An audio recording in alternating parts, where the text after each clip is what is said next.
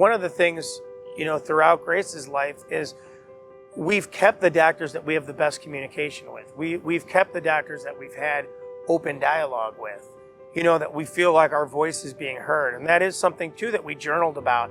That wasn't always the case. There were some doctors that we really felt like they weren't hearing what we were saying, one thing that was hard in the NICU was that every parent going into a situation with their child being sick has a specific degree of knowledge about medicine, about human anatomy, all of that. And, some doctors were kind of explaining it to us below what we needed. Some doctors were kind of going above our head, and you really have to communicate what's that, almost like, the Goldilocks, what's just right.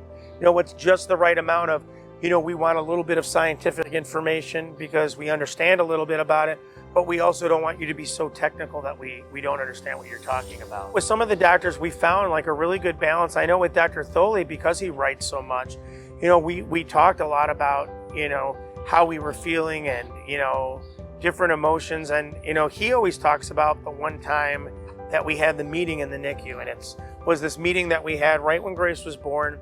And I mentioned it before, all the doctors were in the room. We had every discipline you could think of. And a lot of what the doctors were talking about was kind of doom and gloom. And I get it. They want to make sure that parents understand the severity of the situation.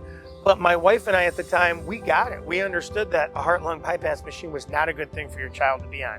We got the fact that this was not a normal pregnancy and this was not good. But we didn't want to focus on that. We felt like we wanted our focus to be in more of a positive way. Not naively positive, but we wanted it to be positive. And Dr. Tholey really connected with us, kind of stood up at the meeting and said, they get it. They get that their child is sick. Now let's try to focus on, well, what are we going to do? What is the outcome? What are we looking for? And it was so helpful for us as parents, especially young parents, because of course, as you have kids going down the line, you mature and you react differently. But here we were just trying to cling on to something, trying to cling on to some sort of hope. And, okay, so what is this going to look like tomorrow? What is it going to look like the next day? And that helped us a lot.